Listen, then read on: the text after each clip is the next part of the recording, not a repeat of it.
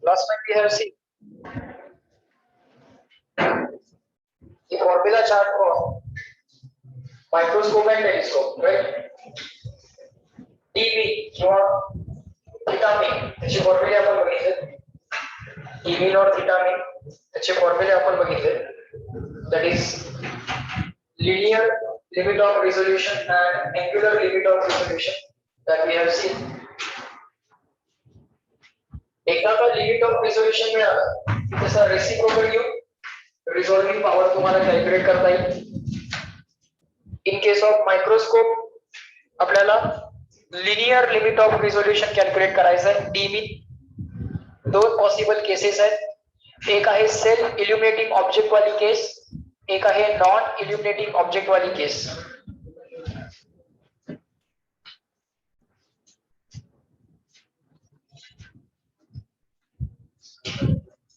Self-illuminating object जर असेल, if the light is being emitted by the object itself, in that case 1.22 lambda upon twice the numerical aperture. This is going to be the formula for dV, minimum distance between the objects which is required.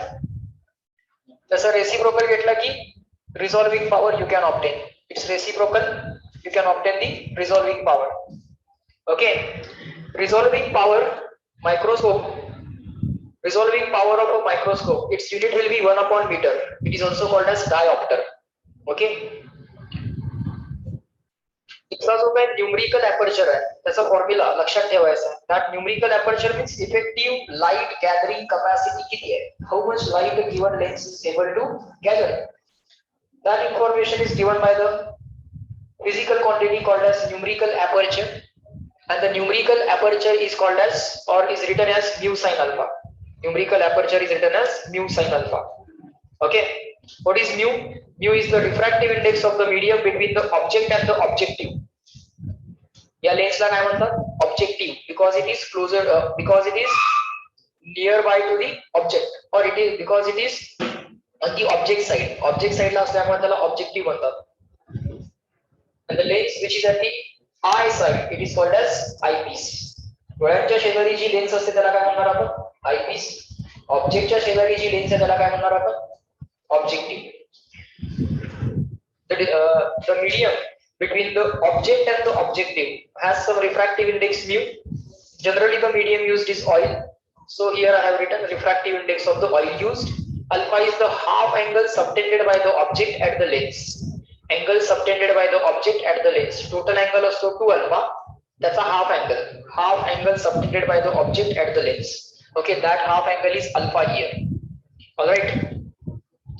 Then we have seen the formula for telescope, wherein we use the telescope to see the distant objects clearly. लांबचे objects अगदी clear दिसण्यासाठी आम्ही telescope वापरतो. Telescope म्हणतो minimum angular separation between the two objects should be theta mean. If this criteria is satisfied, then I will be able to produce the two distinct point images of these 2 point objects. Otherwise, I will not be able to produce 2 distinct point images. या 2 point objects च्या point images ज्या काय तयार होतील त्या distinct जर create करायच्या असतील तर टेलिस्कोप म्हणतोय minimum angular separation between these 2 point objects which are located at very large distance. That minimum angular separation between the 2 objects should be at least theta mean. Should be at least theta mean. Okay. And of course, the reciprocal of theta mean, you can obtain the resolving power of the telescope in the unit called as radian inverse or 1 upon radian. 1 upon radian किंवा radian inverse मध्ये तुम्हाला unit of resolving power of telescope सांगता येईल. Okay. 2 टाइपचे telescope आम्हाला माहित असतील, circular aperture telescope आणि रेक्टँग्युलर अपर्चर टेलिस्कोप. काल आपण डिस्कस केलं की इथे डी मीन लिहायचं नाहीये. This D is nothing but the aperture of the telescope in meter. That is light gathering capacity. किती मोठा डायमीटर आहे किंवा किती मोठा डायगोनल आहे जर रेक्टँग्युलर अपॅरेटस असेल, रेक्टँग्युलर अपर्चर असेल तर. Okay, that information will be directly given in the question itself. Okay, टेलिस्कोपची लेन्स जितकी मोठी असेल तितकी लाईट गॅदरिंग कॅपॅसिटी जास्त असेल, तितकं अपर्चर पण जास्त असेल, अपर्चर ऑफ द टेलिस्कोप पण जास्त असेल. ओके, आणि तितकंच चांगलं त्याचं रिझॉल्विंग पॉवर असेल.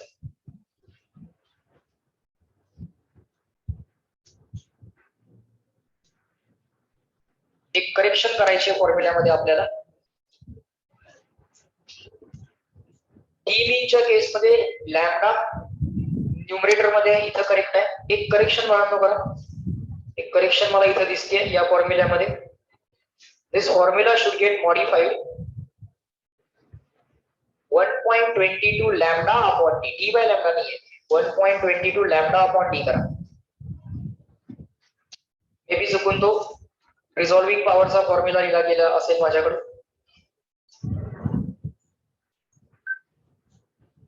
कारण आता मी तुम्हाला एक ट्रिक सांगणार होतो, ज्या ट्रिक मध्ये आम्हाला कुठले फॉर्म्युले लक्षात ठेवायचे ते रिव्हील होईल. आम्ही ते फॉर्म्युले लक्षात ठेवतो ज्याच्यामध्ये लॅम्बडा न्यूमरेटर मध्ये आहे.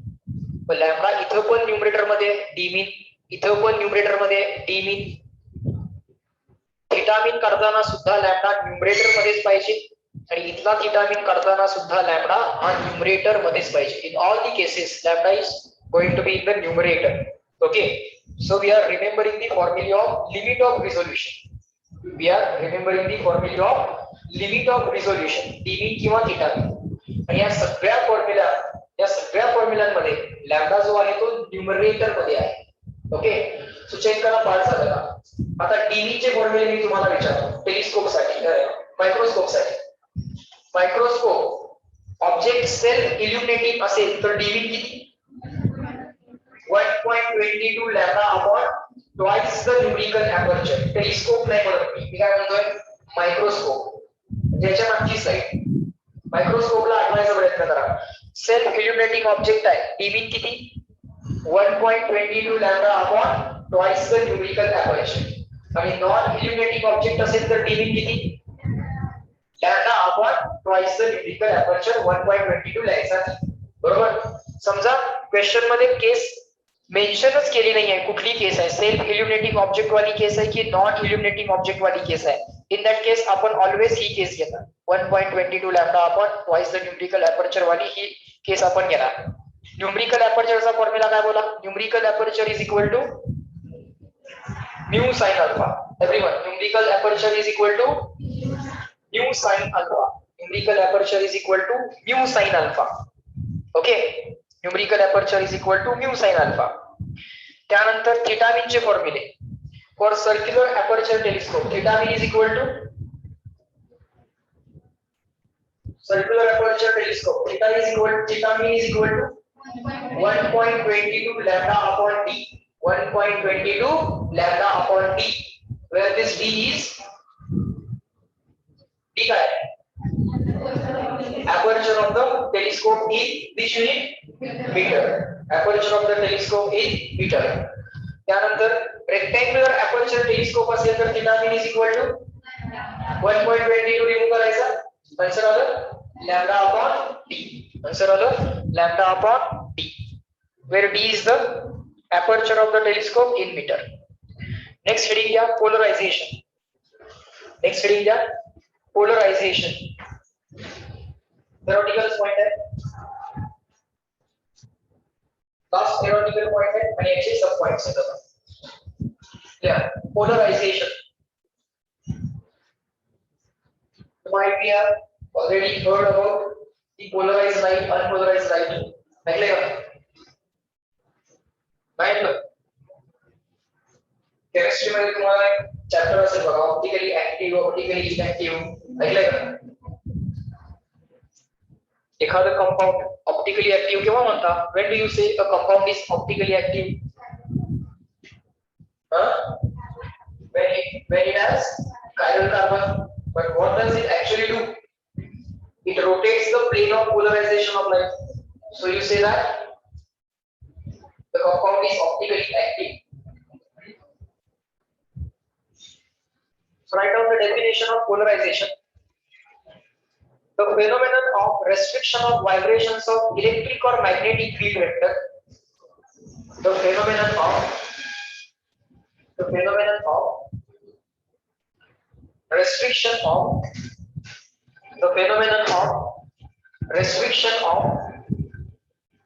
vibrations of electric or magnetic field vector, the phenomenon of restriction of vibrations of electric or magnetic field vector, electric field किंवा मॅग्नेटिक फील्ड वेक्टरचे जे काही व्हायब्रेशन्स आहेत ते रेस्ट्रिक्ट करायचे इन अ पर्टिक्युलर डायरेक्शन, एकाच डायरेक्शन मध्ये ते व्हायब्रेशन्स व्हायला पाहिजे, बाकी कुठल्या नाही. एकाच डायरेक्शन मध्ये ते व्हायब्रेशन्स व्हायला पाहिजे, बाकी कुठल्या नाही. In a particular direction perpendicular to the direction of propagation of light. In a particular direction perpendicular to the direction of propagation of light. The phenomenon of restriction of vibration of electric or magnetic field vectors. म्हणताना आपण by convention electric field vector म्हणतो, पण magnetic field vector पण म्हणता येतं, काही अडचण नाही. पण by convention we say electric field वेक्टरचे व्हायब्रेशन्स एकाच प्लेन मध्ये किंवा एकाच डायरेक्शन मध्ये रेस्ट्रिक्ट करायचे, बाकी सगळे व्हायब्रेशन्स रिमूव्ह करायचे. समजेल हळूहळू. The phenomenon of restriction of vibrations of electric or magnetic field vector in a particular direction perpendicular to the direction of propagation of light is called as polarization. या प्रोसेसला आपण polarization म्हणतो. हळूहळू लक्षात येईल. Initially let us just make a note. Next point लिहा, unpolarized or ordinary light. Unpolarized or ordinary light. एखाद्या लाईटला unpolarized जेव्हा म्हणतात, we will discuss all these things. Just make a note. Unpolarized light or ordinary light. The light in which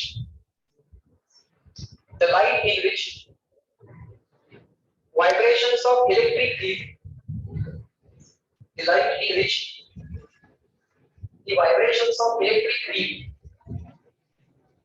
are in all possible directions, are in all possible directions,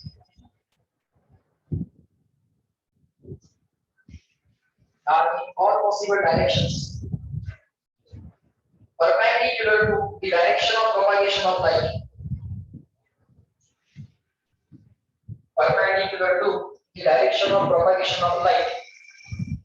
is called as unpolarized light. Is called as unpolarized light.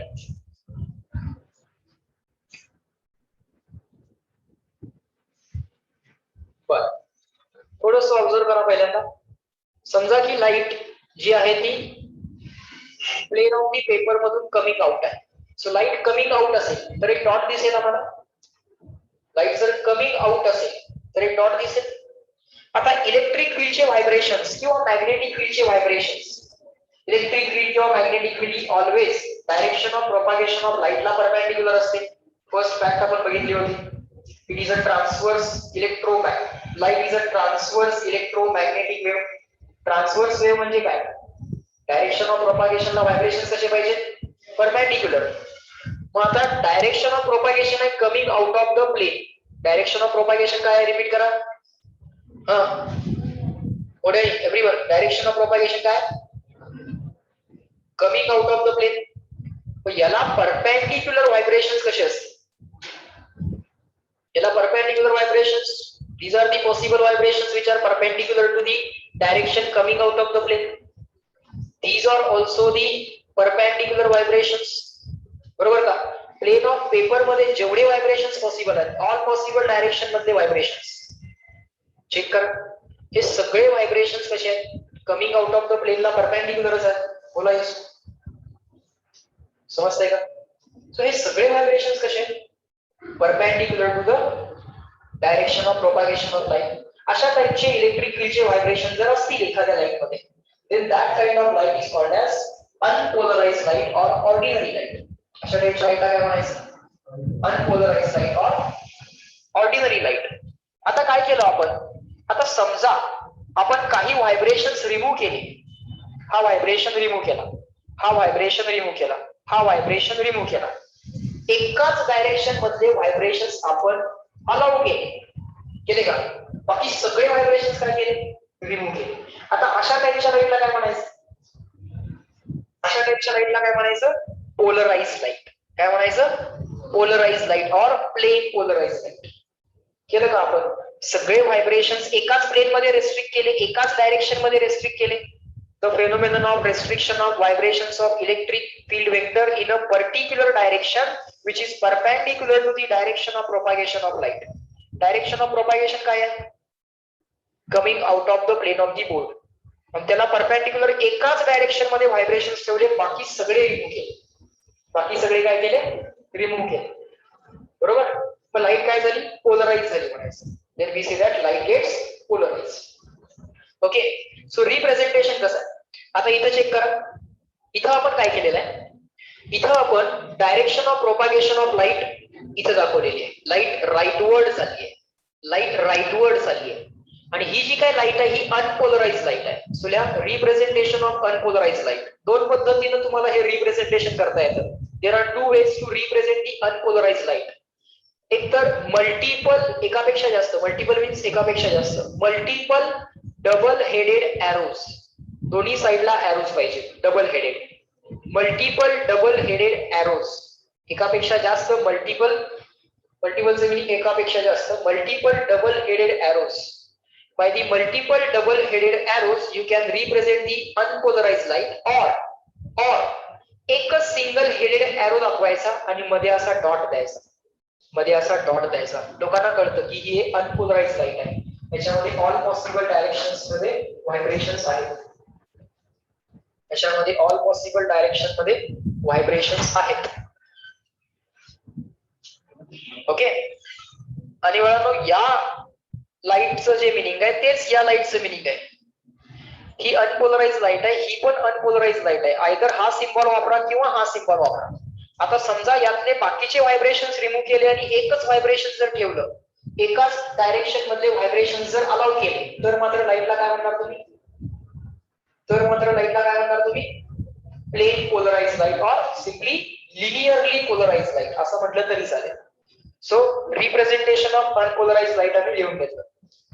Next द्या heading number 3. Number 3 point लिहा. Plane or linearly polarize light. Just discuss केलं होतं तेच आपण आता लिहिलं. Plane or linearly polarized light. Plain or linearly polarized light. The light in which vibrations of electric field. The light in which vibrations of electric field are the light in which vibrations of electric field are only in one direction. The light in which vibrations of electric field are only in one direction. Only in one direction. Only in one direction. Perpendicular to propagation of light. Perpendicular to propagation of light. Perpendicular to propagation of light. The light in which vibrations of electric field are only in one direction. बाकी सगळ्या direction मध्ये vibrations काय केले? Remove केले. आणि एकाच direction मध्ये vibrations ठेवले. बट ऑफ कोर्स ती डायरेक्शन कशी पाहिजे? प्रोपागेशन ऑफ लाइट ला परपेंडिक्युलर पाहिजे, कारण light is a transverse ray. So vibration say direction of propagation ला परपेंडिक्युलर असते. ओके, बर. आता त्याचं रिप्रेझेंटेशन कसं आहे बघा. रिप्रेझेंटेशन कसं करू शकता तुम्ही? How to represent a plane polarize light. How to represent the plane polarize light. बघा, ही एक लाइट आहे राइटवर्ड चालली आहे. This light is going rightward. So this rightward is a direction of propagation of light. Rightward आहे direction of propagation of light. Vibrations आहेत electric फील्डचे vertically. Vibrations कसे आहेत? सगळे वर्टिकल आहेत. चुकून जर इथे डॉट दिला, तर लाईट काय झाली, अनपोलराइज रिप्रेझेंट झाली, बरोबर का. आता एकाच प्लेन मध्ये व्हायब्रेशन्स आहेत आणि ते जे प्लेन आहे ते व्हर्टिकल प्लेन आहे का. ते जे प्लेन आहे ते कसं प्लेन आहे, व्हर्टिकल प्लेन आहे. Vibrations of electric field are only in the vertical plane. Vibrations of electric field are here only in the vertical plane. बाकी सगळ्या डायरेक्शन्स मधले व्हायब्रेशन्स रिमूव्ह केलेले आहेत. बघा, direction of propagation of light rightward आहे, त्याला perpendicular एकाच direction मध्ये व्हायब्रेशन्स आहेत आणि ते कसे आहेत, सगळे व्हायब्रेशन्स परपेंडिक्युलर आहेत. ते सगळे व्हायब्रेशन्स कसे आहेत, डायरेक्शन ऑफ प्रोपागेशनला, डायरेक्शन ऑफ प्रोपागेशन म्हणजे राईटवर्ड, त्याला हे सगळे व्हायब्रेशन्स परपेंडिक्युलर आहेत. बाकी सगळे व्हायब्रेशन्स आम्ही रिमूव्ह केलेले आहेत. So such a light is called as plane polarise light.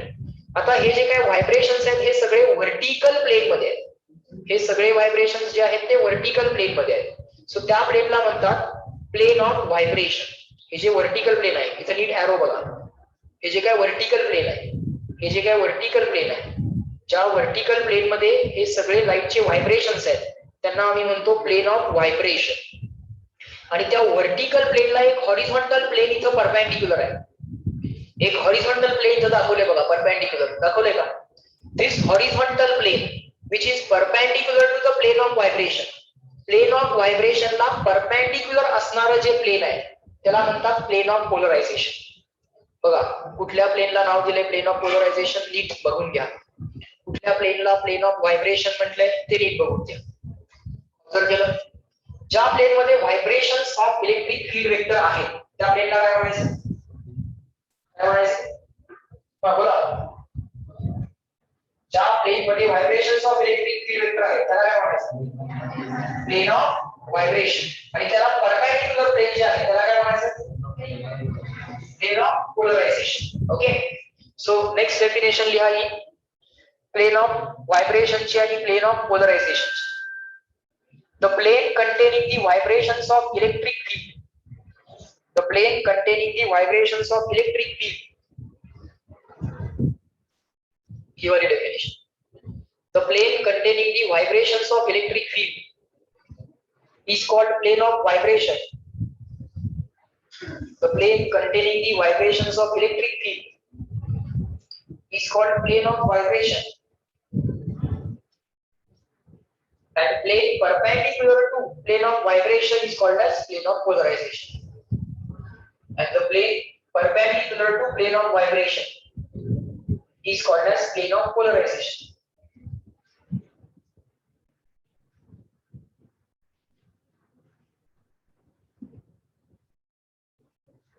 So direction of propagation दाखवली, direction of vibration दाखवली, plane of vibration दाखवलं, plane of polarization दाखवलं.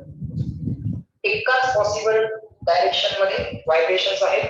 So it is a plane polarised light और linearly polarized light और linearly polarized light. आणखीन एक possible representation आहे. Diagram पण ड्रॉ करून घ्या तुम्ही. ही वाली डायग्राम ड्रॉ करा, मग ही वाली पण डायग्राम ड्रॉ करा.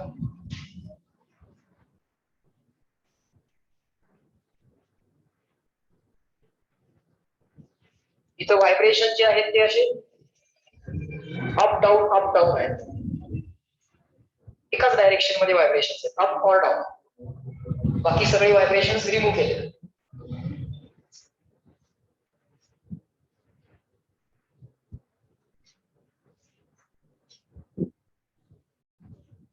अल्टरनेट रिप्रेझेंटेशन कसं असेल, तुम्ही एक सिंगल डॉट सुद्धा दाखवला तरी चालतं.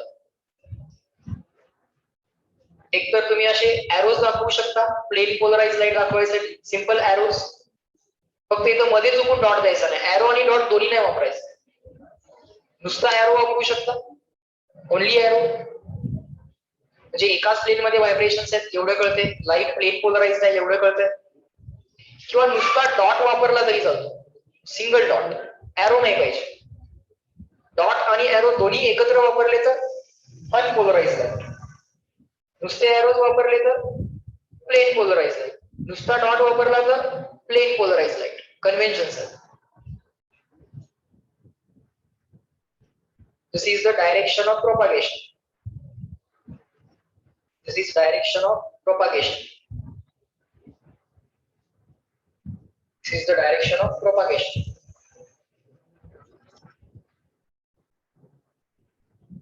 मला सांगा, व्हायब्रेशन जेव्हा अप डाऊन होते तेव्हा आपण एरो दाखवला, मग आपण जेव्हा डॉट दाखवलाय तेव्हा जे व्हायब्रेशन्स असणार आहेत ते नक्कीच coming out of the board, going in the board, coming out of the board, going in the board, म्हणून तो डॉट दिसतोय. समजतंय का?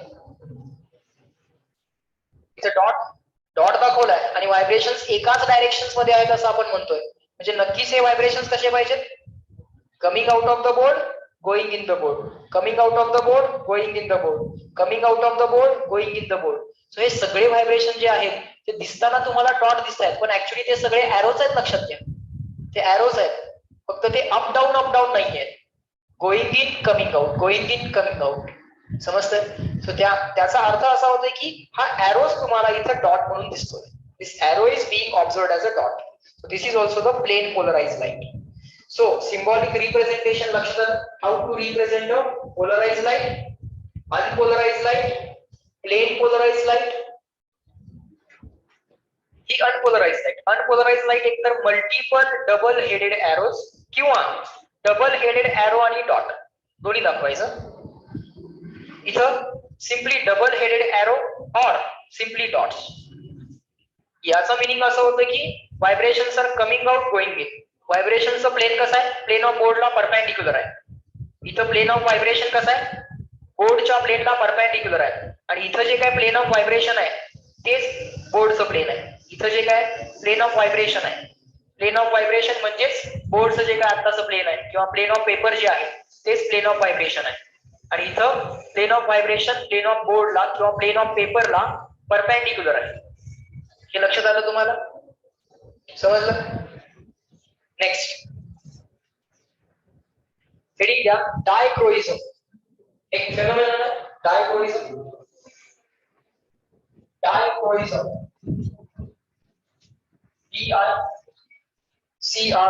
DICROISM, डायक्रोइझम. Dichroism, the property by virtue of which, अशी प्रॉपर्टी ज्यामुळे, the property by virtue of which, the property by virtue of which,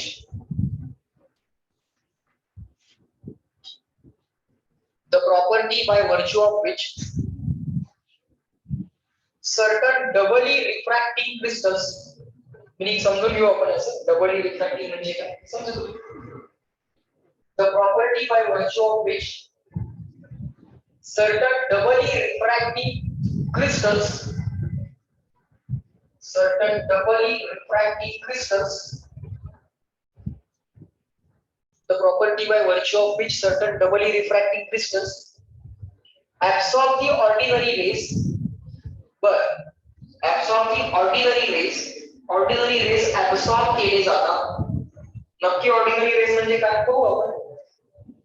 The property by virtue of which certain doubly refracting crystals absorb the ordinary rays and pass extraordinary rays. पण जे extraordinary rays आहेत त्यांना मात्र allow केलं जातं pass व्हायला. म्हणजे हे क्रिस्टल्स काय करतात? ऑर्डिनरी रेज ना ऍब्सॉर्ब करतात, एक्स्ट्राऑर्डिनरी रेज त्यांच्या थ्रू पास होऊ शकतात. आणि ज्या प्रॉपर्टीवर हे सगळं होतं that property is called as dichroism. That property is called as dichroism. काही सबस्टन्सेसची नावं लिहिली which are capable of doing this. We just make a note, then we discuss. Examples are tourmaline crystal, tourmaline name of material, equal name of scientist, not material. So now as a scientist who can material, scientist who he discovered the equal prism, right? Tourmaline crystal, equal prism. But we will discuss, just write down what is the meaning of extraordinary rays. Just write down meaning of extraordinary rays. Discuss करूया. पहिल्यांदा एकदा note लिहा फक्त. Extraordinary rays, the rays whose vibrations are extraordinary rays म्हणजे काय? The rays whose vibrations म्हणजे electric फील्डचे vibrations. Light rays चा विषय होता vibrations of electric field. The rays whose vibrations are parallel to optic axis of the crystal.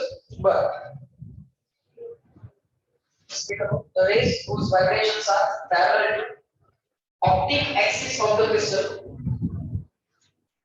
are called as extraordinary rays. ज्या रेजचे vibrations optic ऍक्सिसला parallel आहेत, ज्या रेजचे व्हायब्रेशन्स ऑप्टिकल ऍक्सिसला किंवा ऑप्टिक ऍक्सिसला पॅरलल आहेत. Okay, optic axis, extraordinary rays हे सगळं डिस्कस करू आपण. डायक्रोइझम सगळं डिस्कस करू. Other rays are called as ordinary rays. हे सोडून बाकी सगळे ऑर्डिनरी. हे सोडून बाकी सगळे ऑर्डिनरी. बरं, याला सिलेक्टिव्ह ऍब्सॉर्प्शन असंही म्हणतात. Dichroism is also known as selective absorption. It is also called as selective absorption. It is also known as selective absorption. काही लोकांना ऍब्सॉर्ब केलं जातं, काही लोकांना अलाउ केलं जातं पास व्हायला. का बघूया. ऍब्सॉर्ब, absorption लिहायचं आहे म्हणून. सो इथं पी येणार. Selective absorption. Selective absorption.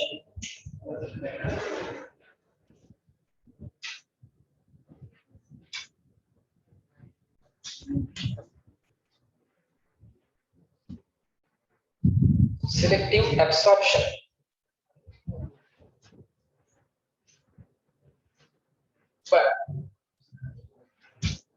आता समजा एक क्रिस्टल मी इथे ड्रॉ करतो. Let me draw crystal. समजा एक ऑब्जेक्ट घेऊयात आपण, एक क्रिस्टल घेतला. ओके, या क्रिस्टलचा एक ऑप्टिक ऍक्सिस ड्रॉ करतो. ऑप्टिक ऍक्सिस म्हणजे एक अशी पर्टिक्युलर डायरेक्शन ज्या डायरेक्शनला पॅरलल असणारे व्हायब्रेशन्स अलाउ केले जातात आणि ज्या डायरेक्शनला पॅरलल नसणारे व्हायब्रेशन्स सगळे ऍब्सॉर्ब केले जातात. हे असं आम्ही मटेरियल्सच्या बाबतीत ऑब्झर्व करतो.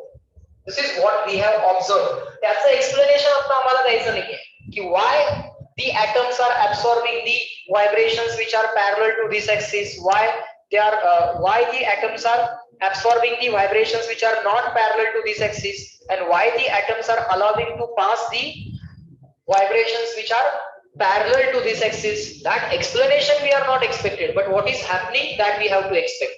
मग समजा एक लाईटची बीम आहे, ती या क्रिस्टल मधून पास होतीये. Let us say that we have a light beam which is passing through this crystal. Let's say this is the optic axis of the crystal. Optical axis किंवा optic axis of the crystal. Okay. समजा ही एक ordinary रे आहे किंवा ordinary beam आहे, ordinary light आहे. Ordinary light म्हणजे unpolarise light. Unpolarise लाईटचे vibrations direction of प्रोपागेशनला perpendicular ज्या काही ऑल पॉसिबल डायरेक्शन्स आहेत, त्या ऑल पॉसिबल डायरेक्शन्स मध्ये ते व्हायब्रेशन्स असणार आहेत. या डायरेक्शन मध्ये आहेत, या डायरेक्शन मध्ये आहेत, या डायरेक्शन मध्ये पण आहेत. हे ऑल पॉसिबल डायरेक्शन्स मध्ये जे काही व्हायब्रेशन्स आहेत, ओके, जे काही ऑल पॉसिबल डायरेक्शन्स मध्ये व्हायब्रेशन्स आहेत, इमॅजिन करायचा प्रयत्न करा. Try to imagine this. Try to imagine a light, unpolarized light whose vibrations are in all possible directions perpendicular to the direction of propagation of light. लाईटच्या direction of propagation ला perpendicular असणाऱ्या all possible directions मध्ये हे सगळे vibrations आहेत. आता यातले जे व्हायब्रेशन्स या ऑप्टिक ऍक्सिसला पॅरलल आहेत तेवढे पास केले जातात. बाकी सगळे काय केले जातील? ऍब्सॉर्ब. म्हणजे हा क्रिस्टल काय करणार? या अनपोलराइज लाईटचं कन्व्हर्जन पोलराइज लाईट मध्ये करणार. बोलायचं चेक करा, समजलं का? हा क्रिस्टल किंवा हा सबस्टन्स किंवा हा मटेरियल काय करणार? बाकी सगळे व्हायब्रेशन्स ऍब्सॉर्ब करणार, तेच व्हायब्रेशन्स पास करणार जे व्हायब्रेशन्स या ऑप्टिक ऍक्सिसला काय आहेत? पॅरलल आहेत. Why it is absorbing, that's a different story. But it absorbs That's the story that we are looking at. आता आपण काय बघतोय, आता हा मटेरियल कोणते व्हायब्रेशन्स ऍब्सॉर्ब करतो आणि कोणते व्हायब्रेशन्स पास करतो. कोणते व्हायब्रेशन्स पास करतो, त्याच्या ऑप्टिकल ऍक्सिसला पॅरलल असणारे व्हायब्रेशन्स पास केले जातात, बाकी सगळे ऍब्सॉर्ब केले जातात. बाकी सगळे काय केले जातात, ऍब्सॉर्ब केले जातात. So this type of substance which shows the property of selective absorption or the dichroism can be used to convert the unpolarized light into the polarized light. Unpolarize लाईटचं कन्व्हर्जन पोलराइज लाईट मध्ये convert करण्यासाठी तुम्ही या dichroic मटेरियल्सचं selection करू शकता किंवा dichroic materials use करू शकता. You can use the dichroic materials to convert the unpolarize light into polarize light. लक्षात पॉइंट समजला? बर, इथं आपण डिस्कस केलं होतं बघा, इथं आपण डिस्कस केलं होतं की हे सगळे व्हायब्रेशन्स कसे आहेत, डायरेक्शन ऑफ प्रोपागेशनला परपेंडिक्युलरच आहेत, पण यातले फक्त ते व्हायब्रेशन्स ठेवले गेले जे व्हायब्रेशन्स ऑप्टिक ऍक्सिसला काय होते, पॅरलल होते. So such a property of given material और a given substance is called as a dichroism or selective absorption. Okay, केलं हे ड्रॉ. हे काय सर्क्युलर शेप मध्येच पाहिजे असं काहीच नाही, तुम्हाला ज्या शेप मध्ये मटेरियल पाहिजे ते घ्या. जनरली सर्क्युलर शेप दाखवला जातो. नेक्स्ट हेडिंग घ्या, पोलरायझर नंबर 5. पॉइंट 5 आहे polariser. What is the meaning of polariser? What is the meaning of polarizer? Yeah, polarizer, a thin circular sheet, a thin circular sheet, a thin circular sheet म्हणजे disk shape असणार आहे. A thin circular sheet made up of dichroic material, made up of dichroic material, a thin circular sheet made up of dichroic material, made up of dichroic material, a thin circular sheet made up of dichroic material, a thin circular sheet made up of dichroic material used to convert unpolarized light into polarized light. बरोबर आहे. एखाद्या unpolarised लाईटचं conversion polarised light मध्ये करायचं असेल तर डायक्रोइझम ही property दाखवणारं material घेतलं पाहिजे. पण ते मटेरियल कोणत्या शेप मध्ये घ्यायचं? एक सर्क्युलर शेप, छोटीशी डिस्क असते, एकदम थिन आणि सर्क्युलर शेप मध्ये असणारी disk is called as polarizer. Is called as polarizer. ते काय नीट बसलं नाही तरी चालेल. ओके, सो थोडंसं इथं ऑब्झर्व करा. ही जी काय लाईट आहे, ही जी लाईट आहे ही अनपोलराइज लाईट आहे.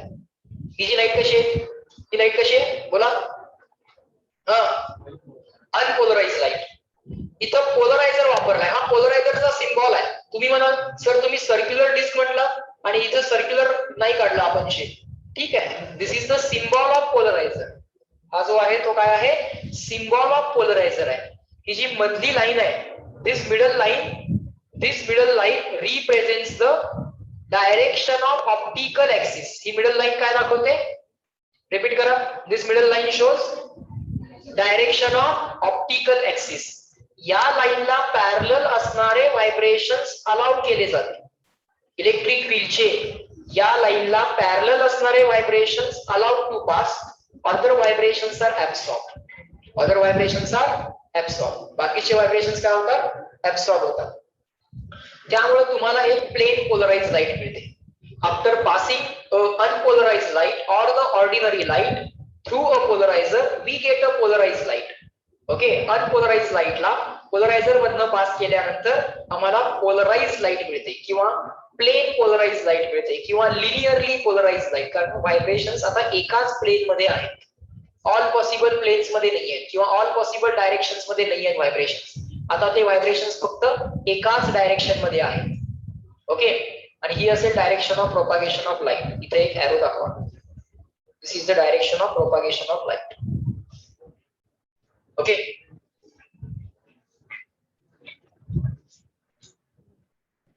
पुढे एक नोट लिहा. एक नोट लिहा इथं.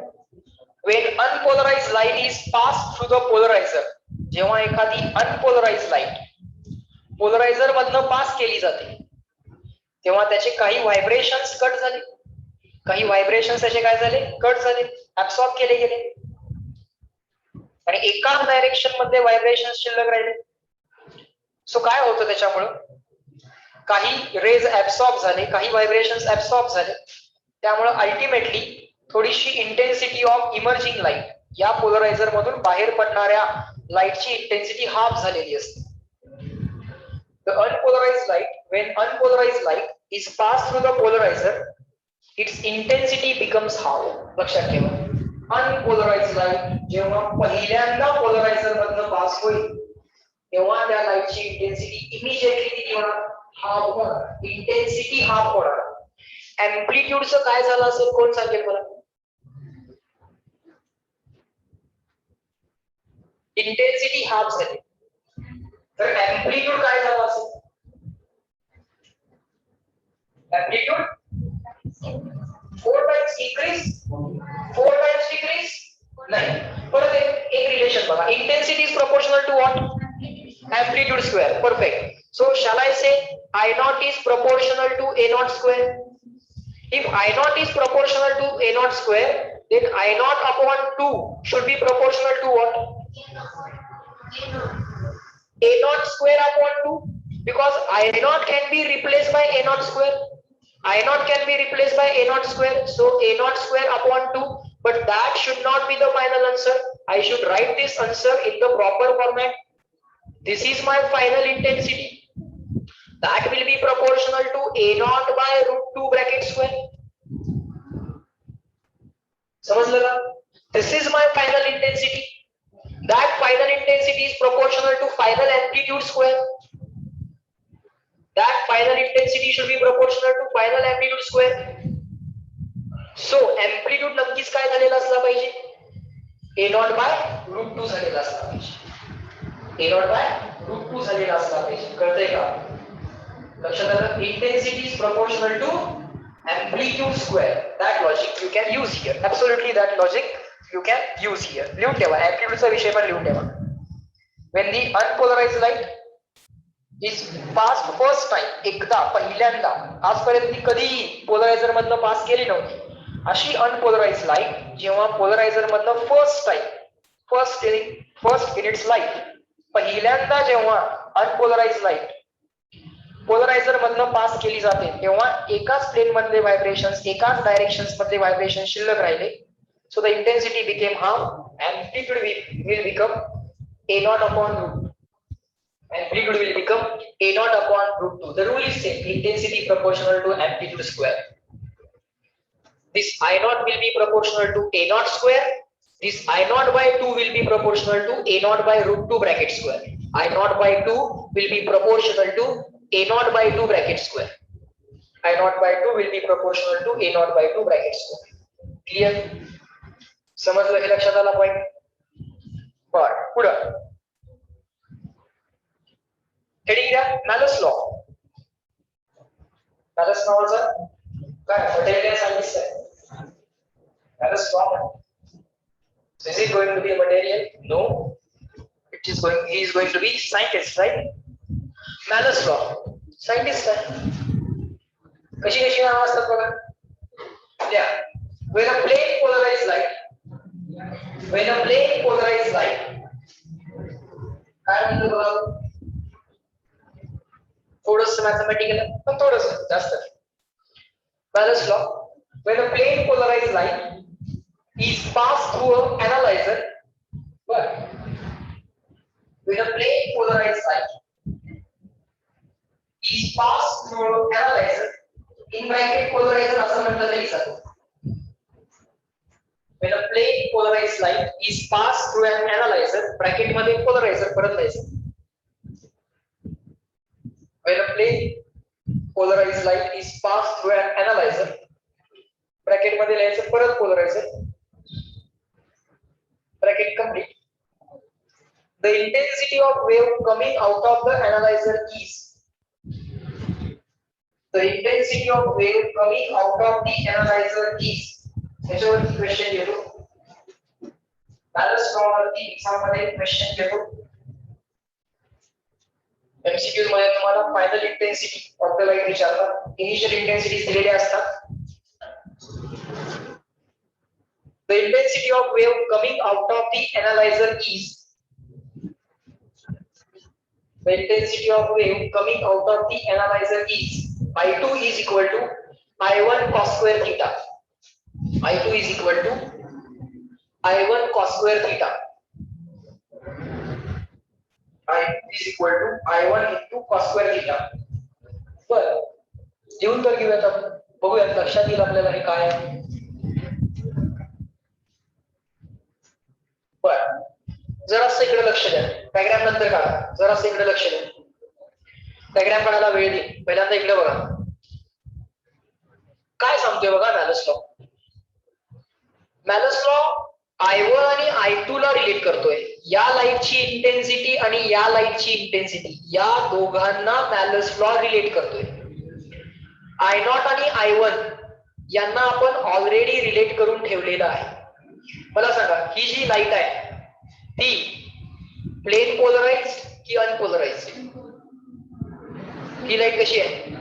अनपोलराइज्ड. सो इथे लिहायचं UP, it is unpolarised light. काय लिहायचं? UP, it is unpolarised light.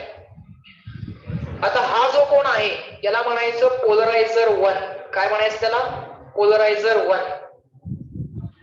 हा जो आहे हा आहे पोलरायझर 2, याला म्हणायचं P2, याला म्हणायचं P2, पोलरायझर 2. दोघंही पोलरायझरच आहेत. पहिल्या पोलरायझरनं काय काम केलंय? अनपोलराइज्ड लाईटचं कन्व्हर्जन पोलराइज्ड लाईट मध्ये केलंय. पहिल्या पोलरायझरनं काय केलंय सांगा? हा, रिपीट करा. अनपोलराइज्ड लाईटचं कन्व्हर्जन पोलराइज्ड लाईट मध्ये केलंय. बरोबर? पहिल्या पोलरायझरचं काम संपलं. पहिल्या पोलरायझरचं काम संपलं. पहिली जी काय लाईट होती, इनिशियल लाईट, ती ऑर्डिनरी लाईट होती. त्याचा एम्प्लिट्यूड A0 होता, इंटेन्सिटी I0 होती. अनपोलराइज्ड लाईट पोलरायझर मधनं पास झाल्यानंतर पहिल्या पोलरायझरच्या ऑप्टिकल ऍक्सिसला पॅरलल व्हायब्रेशन्स पास झाले, बाकी सगळे ऍब्सॉर्ब झाले, म्हणजे लाईट पोलराइज झाली. ही जी काय पोलराइज झालेली लाईट आहे, या पोलराइज झालेल्या लाईटची इंटेन्सिटी आहे I1. ती किती असणार हे आम्हाला माहिती आहे. ती I0 च्या हाफ असणार. ती किती असणार? I0 च्या हाफ असणार. या प्लेन पोलराइज लाईटचा एम्प्लिट्यूड जो असणार तो किती असणार? A0 च्या अपॉन √2 असणार. हा प्लेन पोलराइज लाईटचा एम्प्लिट्यूड हा अनपोलराइज लाईटच्या अपॉन √2 असणार. हे सगळं कळतंय. मॅलस याच्याविषयी आम्हाला काहीच सांगत नाहीये. इथं जे काय झालंय त्याच्याविषयी मॅलसला काही घेणं देणं नाहीये. मॅलस काय म्हणतोय? Malus says that when a plane polarized light, already plane polarized असणारी light, when a plane polarized light is passed through the analyzer, analyzer म्हणजे polarizer असतो दुसरा. Second polarizer is called as analyzer. Second polarizer is called as analyzer. Sequence मध्ये येणारा पहिला जो असतो त्याला पोलरायझर म्हणतात. सिक्वेन्स मध्ये येणारा दुसरा जो असतो त्याला एनालायझर म्हणतात. पण असतात सगळेच पोलरायझर. असतात सगळेच काय? पोलरायझर. पण बाय कन्व्हेन्शन सिक्वेन्स मध्ये जो पहिला येतो त्याला काय म्हणतात? पोलरायझर. कारण त्यानं अनपोलराइज्ड लाईटचं कन्व्हर्जन पोलराइज्ड लाईट मध्ये केलं, म्हणून याला नाव काय दिलंय? पोलरायझर असं नाव दिलंय. मग सेकंड जो आहे त्याला एनालायझर असं नाव दिलं. आता मला सांगा, या पोलरायझरचा ऑप्टिक ऍक्सिस असा व्हर्टिकल आहे. या पोलरायझरचा ऑप्टिक ऍक्सिस असा व्हर्टिकल आहे. या पोलरायझरचा ऑप्टिक ऍक्सिस व्हर्टिकल आहे. तोच ऑप्टिक ऍक्सिस मी इथं काढलाय. त्या P1 चा ऑप्टिक ऍक्सिस मी इथं काढला. इथं परत P1 लिहायचं. त्या P1 च्या ऑप्टिक ऍक्सिस मध्ये आणि P2 च्या ऑप्टिक ऍक्सिस मध्ये कितीचा अँगल आहे? थीटा. कितीचा अँगल आहे? थीटा. या लाईटचा एम्प्लिट्यूड किती आहे? A1. आता हे A0 अपॉन √2 विसरून जा. या लाईटचा अँप्लिट्यूड आहे A1, या लाईटची इंटेन्सिटी आहे I1, बरोबर. या लाईटचा अँप्लिट्यूड आहे A1 आणि या लाईटची इंटेन्सिटी आहे I1. मला सांगा एखादा वेक्टर आहे, त्या वेक्टरची व्हॅल्यू जर A1 एवढा अँप्लिट्यूड असेल तर थिटा एवढ्या अँगलला त्याचा जो काही कंपोनंट असेल तो A1 cos थिटाच असेल ना. जरा विचार करा. हा एक इलेक्ट्रिक फील्ड वेक्टर आहे. हा कोण आहे? Electric field vector. त्याचा अँप्लिट्यूड किती? A1. त्या A1 चा म्हणजे या A1 चा थिटा एवढा अँगलला कंपोनंट काय असणार? A1 cos थिटा असणार. समजतंय का? म्हणजे बाहेर पडणाऱ्या वेव्हचा अँप्लिट्यूड काय झाला? या अॅनालायझर मधून बाहेर पडणाऱ्या वेव्हचा अँप्लिट्यूड झाला A1 चा cos थिटा. समजलं का? बरोबर. अँप्लिट्यूड जर बाहेर पडणाऱ्या वेव्हचा अँप्लिट्यूड जर A1 cos थिटा झाला तर बाहेर पडणाऱ्या वेव्हची इंटेन्सिटी काढायची आहे. कसं करणार? दोन्ही बाजूला स्क्वेअर करा, स्क्वेअर करा, स्क्वेअर करा, बरोबर. अँप्लिट्यूडच्या स्क्वेअरला कशाने रिप्लेस करता येते? इंटेन्सिटी. अँप्लिट्यूडच्या स्क्वेअरला कशाने रिप्लेस करता येते? इंटेन्सिटीनं. So that's what the Malus has said. हा cos square as it is राहिला. A1 स्क्वेअरला I1 ने रिप्लेस केलं, A2 स्क्वेअरला I2 ने रिप्लेस केलं, cos square as it is राहिला. हेच तर सांगितलंय मॅलस. चेक करा, समजलं का? चेक करा, समजलं का? डाऊट आहे का बघा?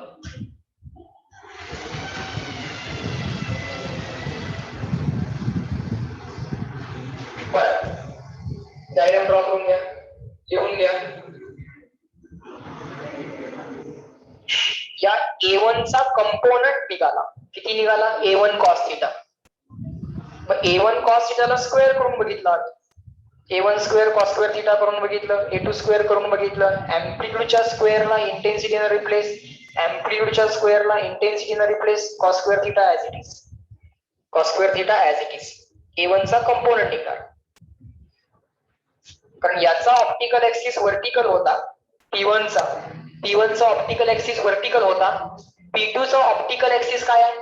ऑब्लिक आहे, ऍट अन अँगल थीटा आहे. या पोलरायझरला ऍट अन अँगल थीटा येतो. त्यामुळं इथं जो काय अँप्लिट्यूड होता A1 त्याचा कॉस कंपोनंट निघाला, A1 cos थिटा झाला. अँप्लिट्यूडचा स्क्वेअर करून बघावा लागेल.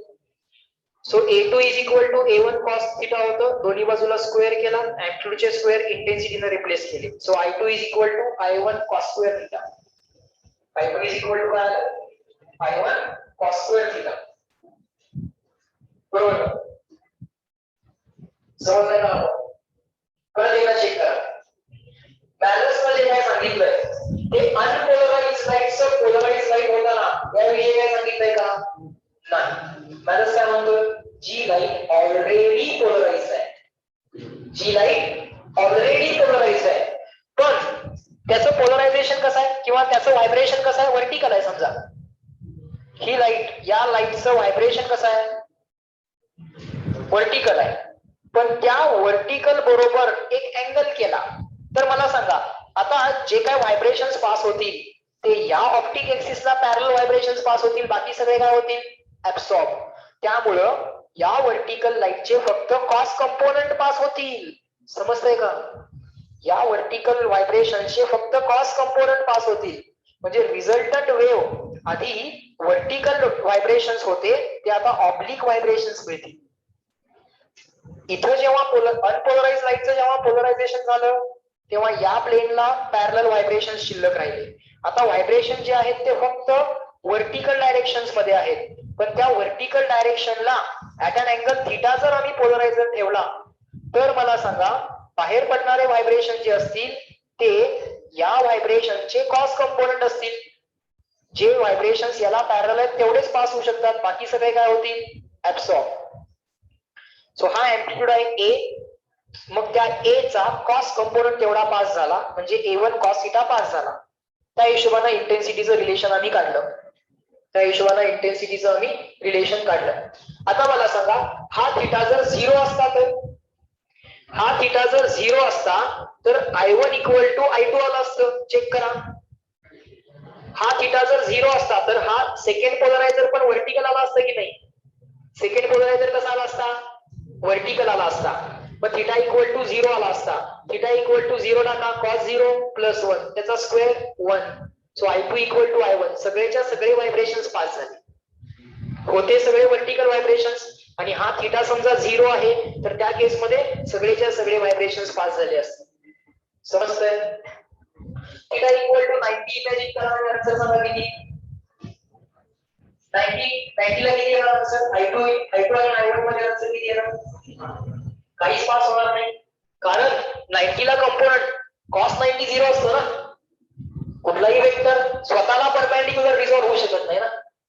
स्वतःला परपेंडिक्युलर कुठलाही वेक्टर रिझॉल्व्ह होऊ शकत नाही. त्यामुळे या A1 चा 90 डिग्रीला कंपोनंट निघू शकत नाही. म्हणजे जर P1 आणि P2 एकमेकांना जर परपेंडिक्युलर असतील तर बाहेर येणाऱ्या लाईटची इंटेन्सिटी काय असेल? 0 असेल. बाहेर येणाऱ्या लाईटची इंटेन्सिटी काय असेल? 0 असेल. किंवा जर हा अँगल थिटा इक्वल टू काय असेल? 90 असेल. समजतंय का? If this angle theta is equal to 90 cos 90 0, resultant amplitude 0 तर रिझल्टंट इंटेन्सिटी पण 0. काहीच व्हायब्रेशन्स पास होऊ शकणार नाही if this theta is equal to 90. समजतंय का? ओके. आता समजा इथून आपण बघायला लागलो.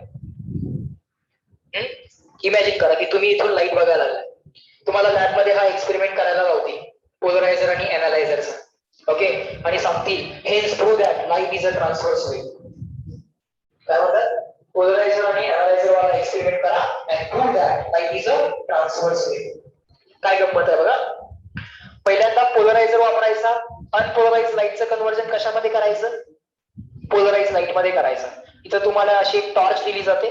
या टॉर्चचा यूज करून तुम्ही एक अनपोलराइज लाईट क्रिएट करता. मग एक पोलरायझर दिला जातो. अनपोलराइज लाईटचं कन्व्हर्जन कशामध्ये होतं?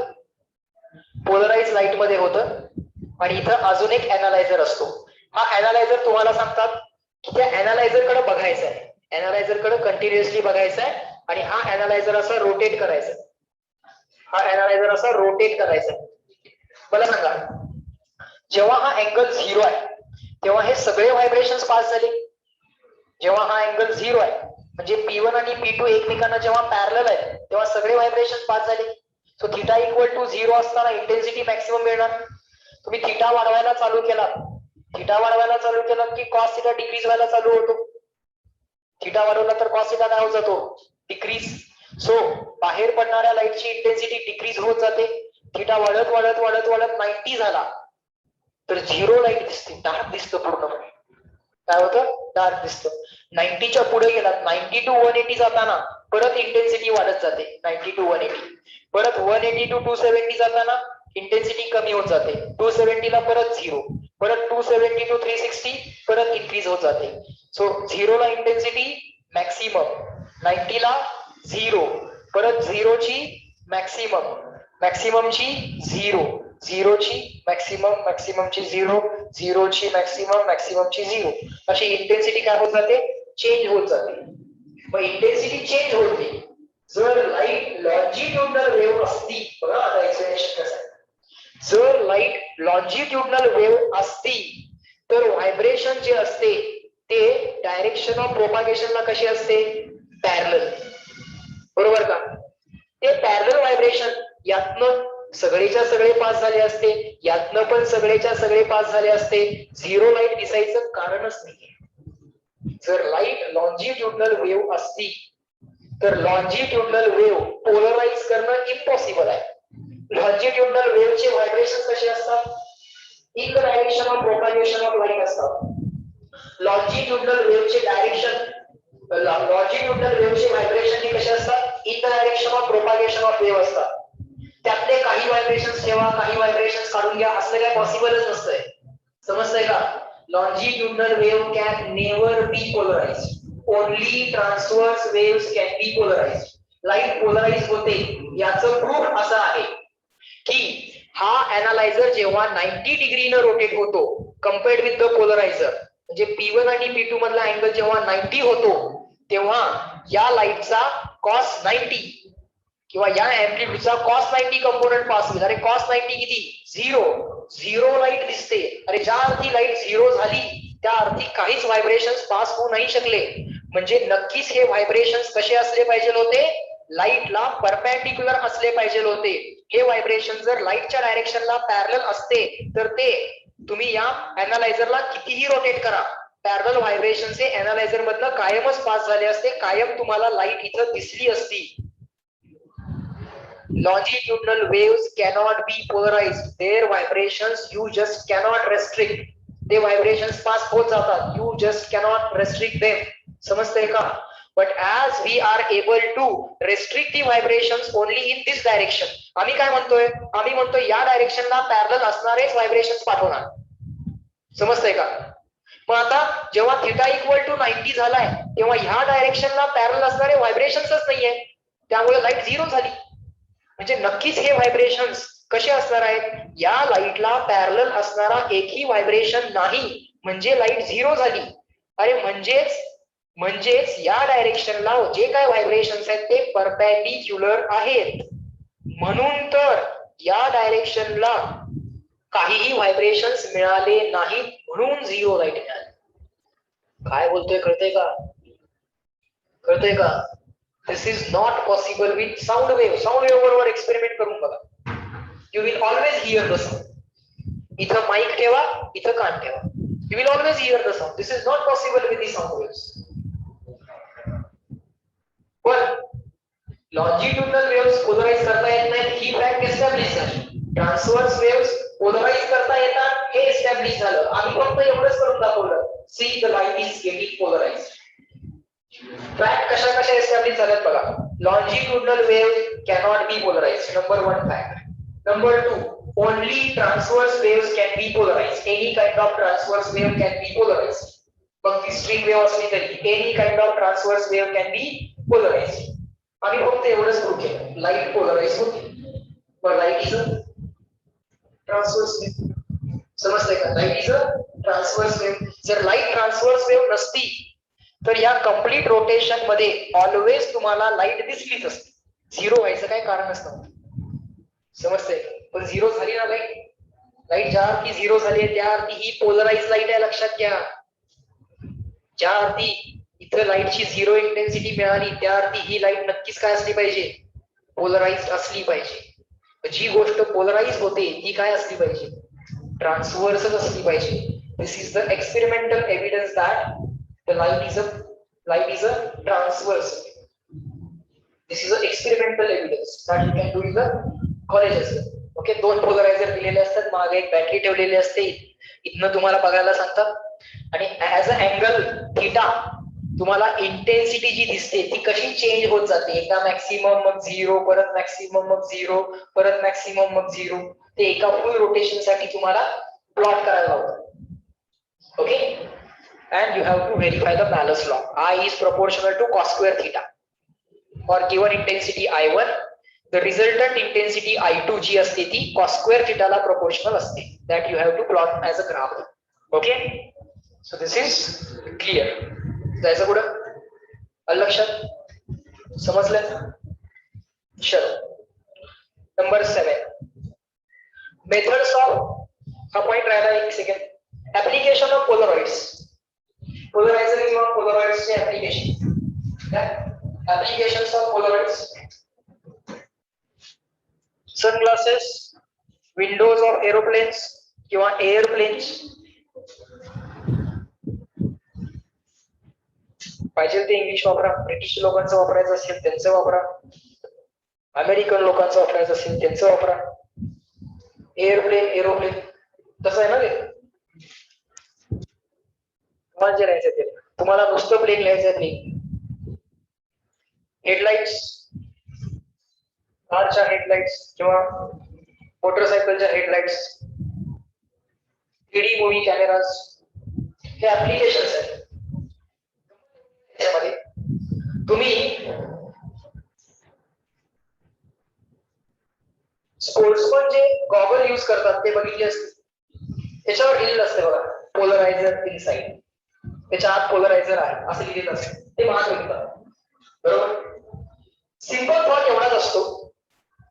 काय केलं असतं त्यांनी की येणाऱ्या डायरेक्ट लाईटची इंटेन्सिटी आय नॉट. मग हा जो काय गॉगल आहे किंवा त्याची जी काय काच आहे त्याच्यामध्ये पोलरायझर असतो. याच्यामध्ये पोलरायझर असल्यामुळं बरेचसे व्हायब्रेशन्स इथं ऍब्सॉर्ब केले जातात आणि त्यानंतर जी लाईट ह्युमन आय पर्यंत पोहोचणार त्या लाईटची इंटेन्सिटी हाफ झालेली असते. So that reduces the glare. समजतंय का? ग्लेअर रिड्यूस करायसाठी चष्म्यामध्ये पण मिळतात तुम्हाला आता. जी काय लॅपटॉपच्या समोर बसणारी लोक असतात आणि त्याच्या समोर बसून कंटिन्युअसली त्यांना 10 तास 12 तास काम करायचं. अशी लोक काय करतात? पोलरायझर वापरतात किंवा पोलरायझर असणारा चष्मा वापरतात किंवा गॉगल वापरतात. त्याच्यामुळे काय होतं? डोळ्यापर्यंत पोहोचणारी जी काही इंटेन्सिटी आहे ती हाफ होते. समजतंय का? सिंपल रूल आहे ना. आय इथं आय नॉट आहे आणि इथं इंटेन्सिटी किती आहे? आय नॉट अपॉन 2 आहे. समजतंय का? सो इफेक्टिव्हली ग्लेअर काय होतो? रिड्यूस होतो. इफेक्टिव्हली ग्लेअर काय होतो? रिड्यूस होतो. फार इंटेन्स लाईट जर असेल तर त्याचा ग्लेअर रिड्यूस करायसाठी तुम्ही पोलरायझर्स यूज करू शकता. कारण अनपोलराइज लाईट जेव्हा पहिल्यांदा पोलराइज होते first time in its life, unpolarize light when gets polarized first time in its life it gets its intensity reduced by the factor of 2. त्याची इंटेन्सिटी हाफच्या फॅक्टरला रिड्यूस होते. ओके, सो ग्लेअर रिड्यूस करायसाठी तुम्ही sunglasses, Windows of aeroplanes, headlights, 3D movie cameras या सगळ्या गोष्टींमध्ये तुम्ही पोलरायझरचा use करू शकता. ओके, बाकीच्या ऍप्लिकेशन्स मध्ये एक्झॅक्टली कसा यूज आहे that is not our concern, but basic thought एवढाच आहे की इंटेन्सिटी कमी करायची. ओके, ग्लेअर रिड्यूस करायचं. नेक्स्ट हेडिंग द्या, methods of obtaining plane polarised light. What are the possible methods of obtaining plane polarized light? Plane polarized light कशी मिळवायची? Methods of obtaining plane polarized light. Number 1. पहिली method आहे by dichroism, that is by using polarize. Polarize वापरा. Polarized light polarizer करून polarize करून देते. Simple thought just आपण discuss केला होता. पहिला वे आहे by using the property of dichroism. By using the property of dichroism, म्हणजे polarize वापरा आणि polarized light ला polarize करा. That's it. Simple thought. Optic axis ला पॅरलल असणारे व्हायब्रेशन्स पास होतील, बाकी सगळे ऍब्सॉर्ब होतील.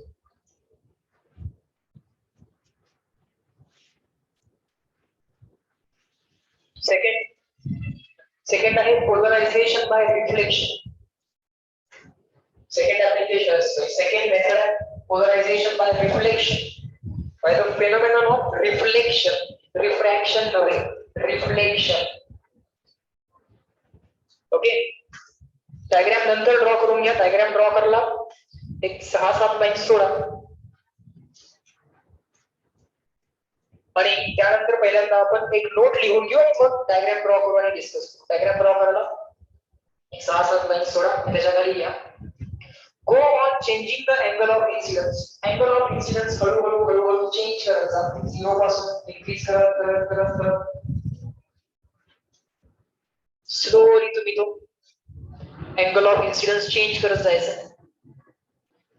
Go on changing the angle of incidence, full stop. पहिलं काम हे करायचं, हळूहळू angle of incidence slowly change करत जायचं.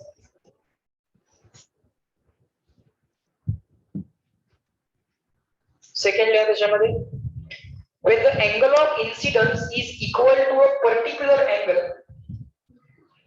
when the angle of incidence is equal to a particular angle, when the angle of incidence is equal to a particular angle,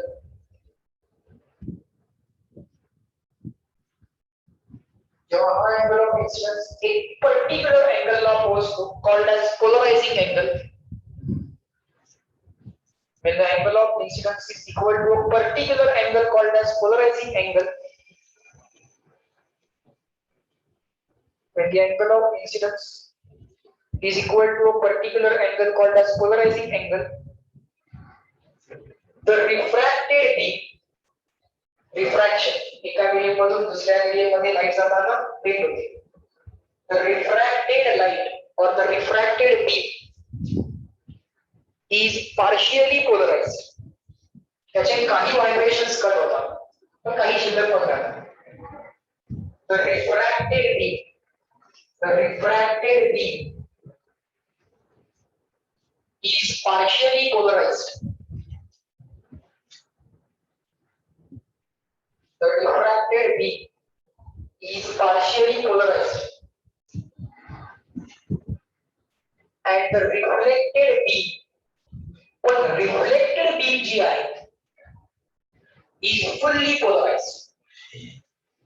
But the reflected beam is fully polarized. त्याचे एकाच direction मध्ये vibration शिल्लक राहतात. त्याचे जे काही vibrations आहेत ते एकाच डायरेक्शन मध्ये शिल्लक राहतात. बाकी सगळे ऍब्सॉर्ब झालेले असतात. This is what we have observed, that by reflection we can observe the polarization by reflection.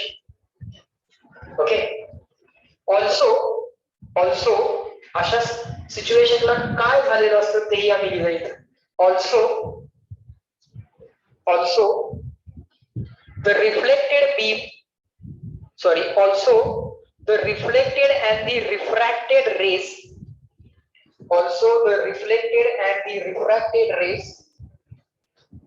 अशा सिच्युएशनला काय झालेले असतात, are perpendicular to each other. त्या सिच्युएशनला हे दोन्ही रेस एकमेकांना परपेंडिक्युलर झालेले असतात. at that situation these two rays become perpendicular to each other. हे दोन्ही रेस एकमेकांना काय होतात, परपेंडिक्युलर होतात. Okay, this is called as polarisation by reflection. रिफ्लेक्शनच्या फेनोमेनॉमध्ये आम्ही पोलरायझेशन ऑब्झर्व केलेलं आहे. ज्या सायंटिस्टनं ऑब्झर्व केलं त्याचं नाव आपण नंतर बघू. त्याला सांगितलं आम्हाला की polarize light can be obtain by the method of reflection. So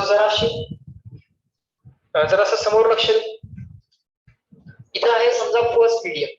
this is our first medium. Okay, this is our second medium. हे आहे फर्स्ट मीडियम, हे आहे सेकंड मीडियम. ही आहे अनपोलराइज इन्सिडेंट लाईट, ही आहे incident light. Incident light normal म्हणजे सरफेसला perpendicular light म्हणजे normal. Incident light आणि normal मधला अँगल म्हणजे angle of incidence I. Incident light आणि नॉर्मल यांच्यामधला अँगल म्हणजे अँगल ऑफ इन्सिडन्स आय. बरोबर, अँगल ऑफ इन्सिडन्स दिसला आम्हाला. नॉर्मल आणि इन्सिडेंट लाईट यांच्यामधला अँगल म्हणजे अँगल ऑफ इन्सिडन्स. ही असेल रिफ्लेक्टेड लाईट. ही काय असेल, रिफ्लेक्टेड लाईट आहे. रिफ्लेक्टेड लाईट किंवा रिफ्लेक्टेड रे हा 100% पोलराइज होतो एका पर्टिक्युलर अँगलला, त्याच्या एका पर्टिक्युलर अँगलला. आणि तेव्हा हा रिफ्लेक्टेड रे आणि हा रिफ्रॅक्टेड रे हे एकमेकांना 90 डिग्रीला असतात असंही ऑब्झर्व झालेलं आहे. This can be obtain, this can be done in the lab. आपण पण करू शकतो, इझिली करू शकतो. Just take a glass slab, incident the light on that glass slab. तेव्हा काय होईल, थोडी लाईट रिफ्रॅक्ट होऊन पुढच्या मीडियम मध्ये निघून जाईल, थोडी लाईट रिफ्लेक्ट होईल. पण अँगल ऑफ इन्सिडन्स हळूहळू तुम्ही 0 पासून चेंज करत करत करत करत एका पर्टिक्युलर अँगलला हा रिफ्लेक्टेड रे आणि रिफ्रॅक्टेड रे जेव्हा एकमेकांना 90 डिग्रीला येतात तेव्हा मात्र ही जी काही रिफ्लेक्टेड लाईट आहे ही 100% पोलराइज झालेली असते. कुठल्या डायरेक्शन मध्ये व्हायब्रेशन्स असतात त्याचे, in a direction perpendicular to the plane of incidence. Plane of incidence म्हणजे इन्सिडंट रे आणि नॉर्मलचं प्लेन. नॉर्मल आणि इन्सिडंट रे यांचं प्लेन म्हणजे प्लेन ऑफ पेपर. हे जे काय प्लेन ऑफ पेपर आहे म्हणजेच प्लेन ऑफ इन्सिडन्स. या प्लेन ऑफ इन्सिडन्सला परपेंडिक्युलर व्हायब्रेशन्स फक्त शिल्लक राहिलेले आहेत, बाकी सगळे व्हायब्रेशन्स या लाईट मध्ये नाही आहेत, कट झालेले आहेत. सो एका पर्टिक्युलर डायरेक्शन मधलेच फक्त व्हायब्रेशन्स आहेत. एका पर्टिक्युलर डायरेक्शन मधलेच फक्त इथं व्हायब्रेशन्स आहेत, बाकी सगळे व्हायब्रेशन्स ऍब्सॉर्ब झालेले आहेत. So this reflected light is fully polarized, and simultaneously this refracted light is partially polarized. यात काही व्हायब्रेशन्स आहेत, बाकीचे पण व्हायब्रेशन्स आहेत, एकाच डायरेक्शन मध्ये व्हायब्रेशन्स आहेत. सो इथं डबल हेडेड एरो पण आहे आणि डॉट पण आहे, डबल हेडेड एरो पण आहे आणि डॉट पण आहे. या मीडियमचा रिफ्रॅक्टिव्ह इंडेक्स म्यू, जनरली हे जे मीडियम असतं ते एअर असतं, त्यामुळे त्याचा रिफ्रॅक्टिव्ह इंडेक्स इथे लिहिला नाहीये, तो असेल 1. एअरचा रिफ्रॅक्टिव्ह इंडेक्स किंवा व्हॅक्यूमचा रिफ्रॅक्टिव्ह इंडेक्स 1. इथपर्यंत लक्षात आलं? पोलरायझेशन बाय रिफ्लेक्शन केव्हा होतं? एका पर्टिक्युलर अँगल ऑफ इन्सिडन्सला आम्ही हे ऑब्झर्व करतो. स्मॉल आय जो काय आहे तो आहे अँगल ऑफ इन्सिडन्स.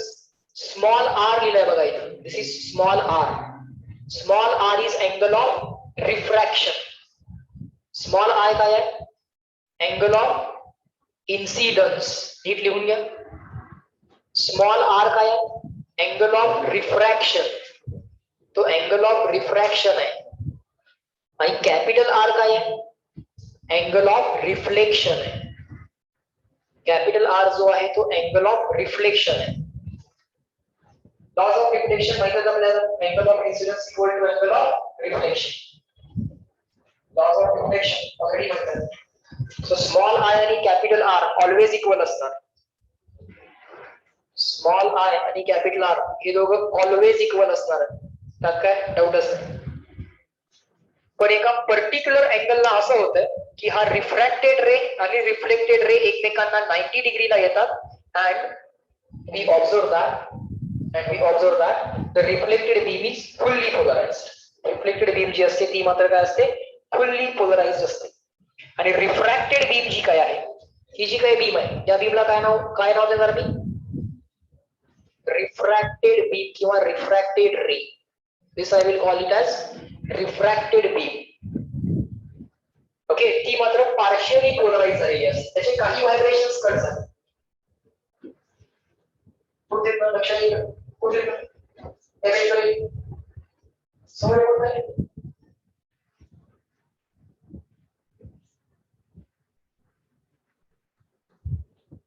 काय diagram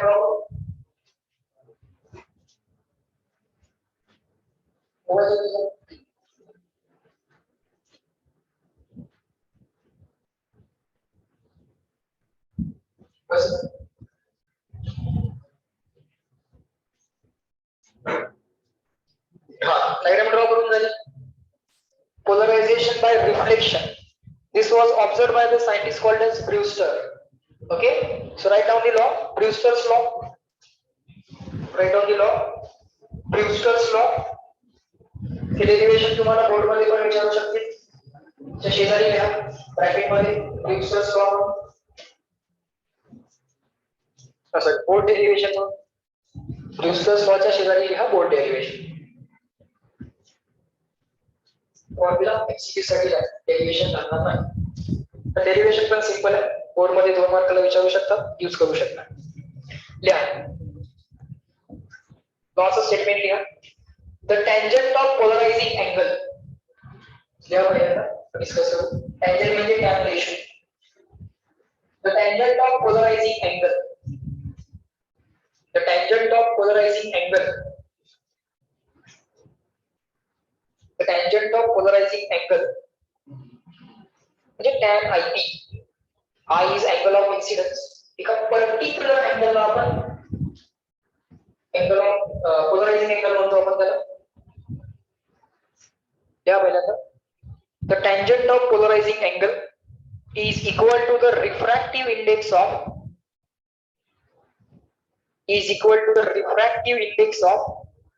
refracting medium is equal to the refractive index of refractive medium. Your refracting medium where the partial reflection takes place. Where the partial reflection takes place. हे एवढं scientific लिहायचं की वाचनाला कळलंच नाही. कसं लिहायचं बघा. The tangent of the polarizing angle is equal to refractive index of refracting medium where the partial reflection takes place. असं लिहायचं. तर तुम्हाला कसं वाटतं? मला पाठ नाही आहे, मला लॉजिक माहिती आहे. मला एवढंच माहिती mu is equal to tan.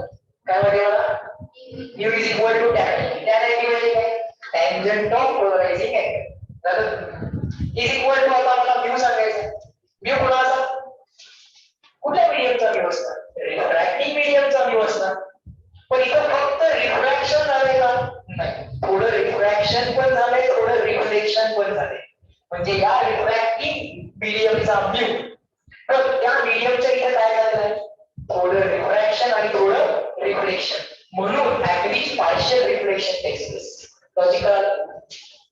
त्याला काय सांगायचं? त्याला एवढं सांगायचं mu is equal to tan i. बरोबर? टॅन आय ला काय म्हणणार आपण? Tangent of polarising angle. Polarising angle म्हणजे काय? असा अँगल ज्यावेळी रिफ्लेक्टेड बीम काय मिळते? Plane polarise. असा पर्टिक्युलर अँगल ऑफ इन्सिडन्स ज्यावेळी रिफ्लेक्टेड बीम काय मिळणार आहे मला? प्लेन पोलराइज मिळणार आहे. असा पर्टिक्युलर अँगल ऑफ इन्सिडन्स म्हणजे पोलरायझिंग अँगल. ज्यावेळी रिफ्लेक्टेड बीम काय मिळते आम्हाला? प्लेन पोलराइज मिळते. आणि रिफ्लेक्टेड बीम आणि रिफ्रॅक्टेड बीम मधला अँगल किती झालेला असतो? 90 झालेला असतो. बरोबर? अशा वेळेचा अँगल ऑफ इन्सिडन्स म्हणजे polarising angle. Okay, fine sir. So त्याला बेसिकली सांगायचं आहे mu is equal to tan i. खाली लिहून किंवा लॉचं statement, mathematical statement mu is equal to tan i. त्याचं प्रूफ आहे. प्रूफ किती सिंपल आहे बघा. आता जरा एकदा फक्त ऑब्झर्व करा, लिहायला तुम्हाला परत वेळ देतो. जर ऑब्झर्व करा, हा अँगल ऑफ इन्सिडन्स आय, हा angle of reflection capital R, आणि हा angle of refraction small R. Okay, हा अँगल ऑफ इन्सिडन्स एका पर्टिक्युलर अँगलला गेला, इन्क्रीज करत करत करत आयपी झाला. पण अँगल ऑफ इन्सिडन्स हा always equal to angle of reflection असतोच, त्यामुळे capital R is equal to IP असणारच आहे. पण जेव्हा अँगल ऑफ इन्सिडन्स आयपी असतो तेव्हा रिफ्लेक्टेड बीम आणि रिफ्रॅक्टेड बीम यांच्यामधला अँगल 90 झालेला असतो, हे आम्हाला माहित आहे. मग आता इथं फक्त मी असं लिहिलंय आयपी प्लस 90 प्लस आर. बघा इथं ही एक स्ट्रेट लाईन आहे. स्ट्रेट लाईन साठीचा कम्प्लीट अँगल 180 असतो. बरोबर? हा टोटल अँगल 180 येणार. म्हणजे आयपी आर म्हणून बसू नका त्याला. IP plus 90 plus small R. IP plus 90 plus small R is equal to 180. IP plus 90 plus small R is equal to 180. हा 90 पलीकडे गेला. 180 मायनस 90 90 झालं. So IP plus R, IP plus R आलं 90, IP plus R आलं 90. म्हणजे हा IP plus हा R यांची ऍडिशन यायला लागली 90. लॉजिकल आहे. हा आयपी इथला म्हटलं तरी चालेल. आयपी प्लस आर 90 येणार आणि हे रिमेनिंग 90. आयपी प्लस आर 90 येणार आणि हे रिमेनिंग 90 आहेच. मग आयपी प्लस आर 90 आलं तर R is equal to 90 minus IP. R is equal to काय? 90 मायनस आयपी. पण आता हे सेकंड मीडियम, पहिल्या ज्या मीडियम मधून लाईट आली त्याला म्हणायचं फर्स्ट मीडियम, आणि ज्या मीडियम मध्ये लाईट गेली त्याला म्हणायचं second medium. So refractive index of second medium mu, refractive index of first medium 1. त्याला आपण फर्स्ट मीडियमला एअर पण लिहिलंय, सेकंड मीडियम जे असेल ते. ओके, सो आता refractive index of second medium with respect to first is equal to sine i upon sine r. Snell's law, Snell's law of refraction बघितला आपण. Refractive index of second medium with respect to first म्हणजे μ2 by μ1 is equal to sine i upon sine R. पण sir sine r मधला r replace करता येतोय 90 minus i p. ठीक आहे, refractive index of second medium μ2 ला लिहा म्यू, μ1 ला लिहा 1. Refractive index of second medium ला लिहा mu, refractive index of first medium ला लिहा 1. साइन आय ला लिहा साइन आयपी, कारण अँगल ऑफ इन्सिडन्स आयपी आहे. आणि angle of refraction small R जो आहे तो 90 मायनस आयपी आहे. सो इथं sine IP upon sine R, पण स्मॉल आर ला रिप्लेस केलं 90 minus IP. So sine IP upon sine of 90 minus i p. Sine i p as it is. Sine of 90 minus theta काय असते? Cos theta. मग sine of 90 minus i p काय आलं? Cos i p. So sine IP upon cos i p काय आलं? Tan i p. So mu upon 1 आला tan i p, म्हणजेच mu is equal to tan i p. म्हणजेच mu is equal to tan i p. झालं का? येऊन घ्या, 1 मिनिट देतोय, पटपट पटपटल्या. झालं की सांगा. Online people age well, once done just reply me CW.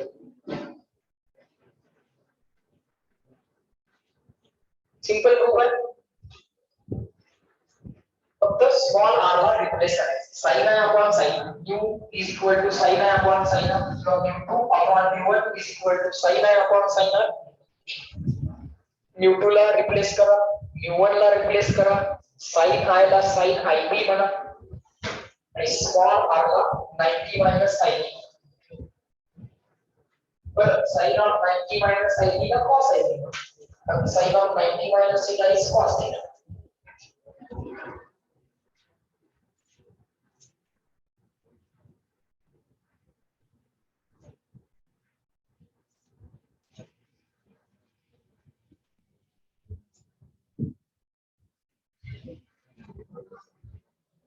So mu is equal to tan ib.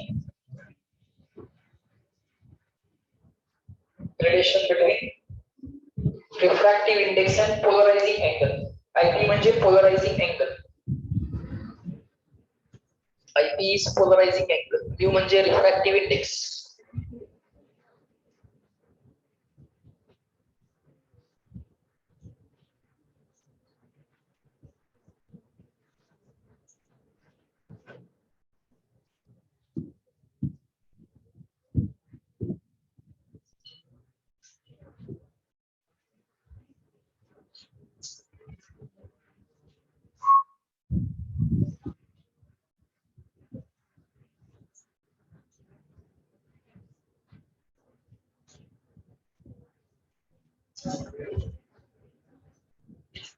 झालं?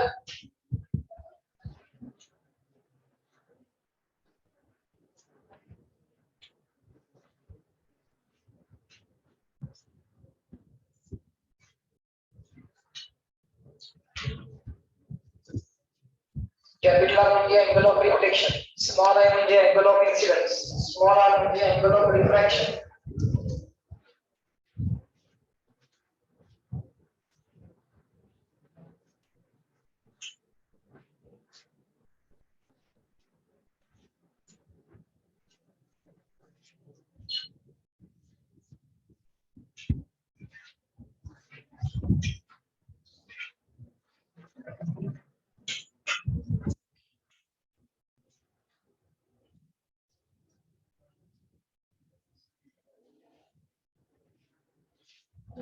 Done?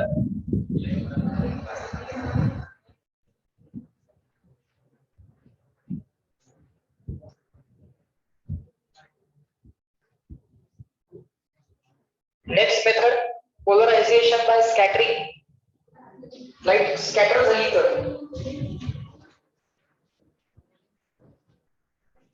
क्या polarization by scattering methods बघतोय आपण. लाईट ला पोलराइज करायच्या method. What are the possible ways to obtain a polarized light? Yeah. When the sunlight is incident on the air or dust particles, when the sunlight is incident on air or dust particles, informative, right?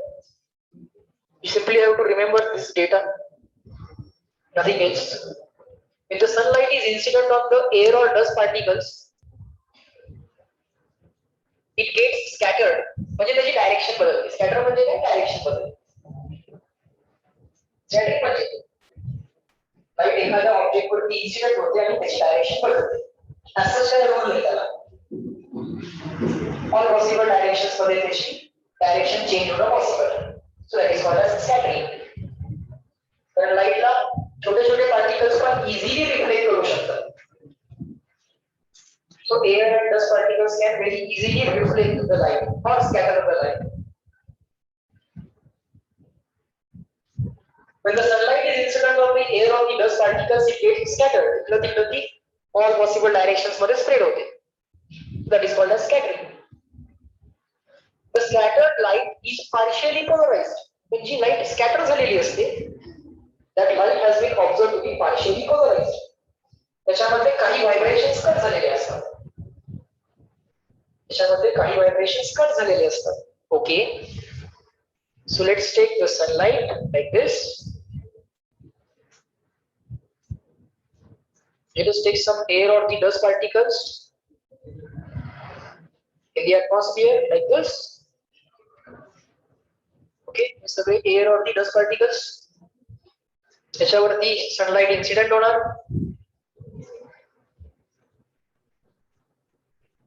Scattering चालू झालं,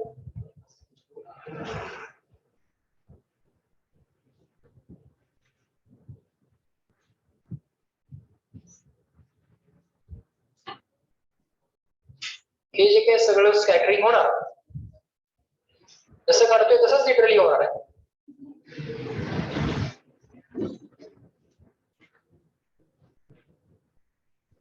समजून घ्यायचा प्रयत्न करा.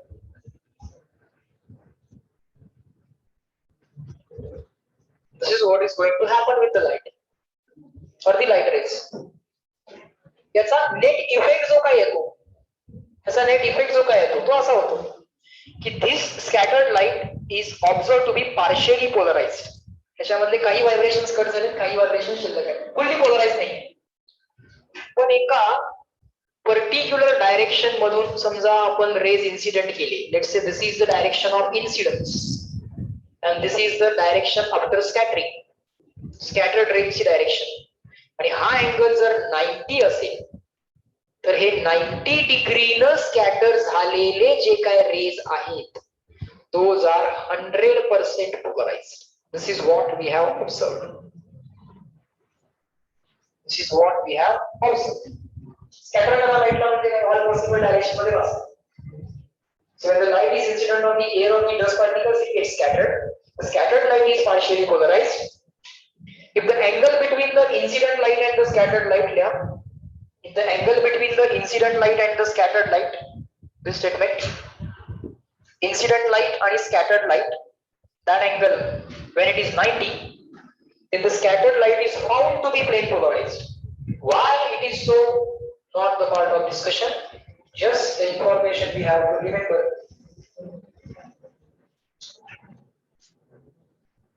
If the angle between the incident light and the scattered light is 90, then the scattered light is plane polarized.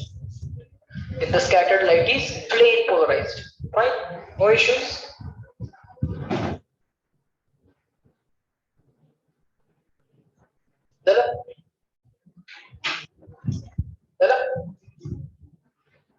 So तीन method बघितले आपण, by dichroism, by reflection, by scattering. By dichroism, by reflection, Brewster's law, U equal to tan I, and then by scattering. All right. But एक interesting गोष्ट सांगतो तुम्हाला. Why do we observe the sky as a blue? Blue color का दिसतो?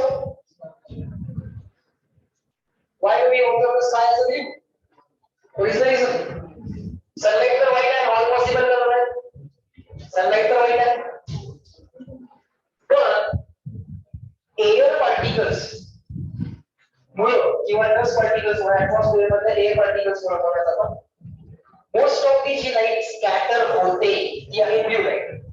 All possible lights आहेत, big job, violet, indigo, blue, सगळे जे काय आहे रेड, येलो, ऑरेंज, इथे सिक्वेन्स तुम्हाला माहिती आहे, पीआयडी, जीवायओ, ग्रीन आहे, येलो आहे, ऑरेंज आहे, त्यातला जो ब्लू कलर आहे, रेडची वेवलेंथ हायेस्ट आहे, ब्लूची वेवलेंथ लोएस्ट आहे. विजिबल स्पेक्ट्रम मध्ये जर बघितलं ब्लू किंवा वायलेटची वेवलेंथ जी आहे ती लोएस्ट आहे विजिबल स्पेक्ट्रम मध्ये हायेस्ट वेवलेंथ कोणाची आहे, रेडची. लोएस्ट वेवलेंथ वाले इझिली रिफ्लेक्ट करता येतात किंवा इझिली स्कॅटर करता येतात. सो जो काही ब्लू शेड आहे किंवा वायलेट शेड आहे that can be easily scattered by the dust particles. Okay, so most of the light जी आपल्या atmosphere मध्ये scatter झाली ती कशी, ती कुठल्या कलरची आहे, blue. So that's why the light coming to our eyes is blue and we observe it as a blue sky. समजतंय का? We observe it as a blue sky. Fine. Last method लिहा, polarization by refraction. Polarization by refraction. Yeah. Polarization by refraction. Diagram काढून बसायची गरज नाहीये.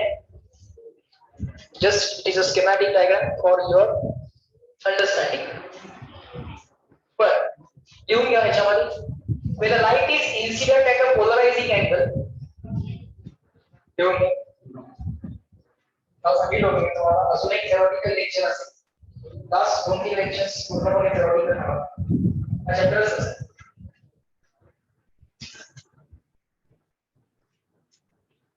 When the light is incident at a polarizing angle, जेव्हा light एखाद्या material वरती पोलरायझिंग अँगलला incident होते, then the reflected light plane polarized, reflected light plane polarized मिळते. Then the reflected light is plane polarized. Then the reflected light is plane polarized. And the refracted light is partially polarized. But refracted light आहे partially polarized. Fully polarized नाही. Fully polarized म्हणजे एकाच plane मध्ये vibrations पाहिजे. पण आता ती partially polarized. म्हणजे काही प्लेन मध्ये तरी व्हायब्रेशन्स कट झाले आहेत. partially तरी का होईना polarized झाली ना. Refracted light partially का होईना पण polarized तर झाली.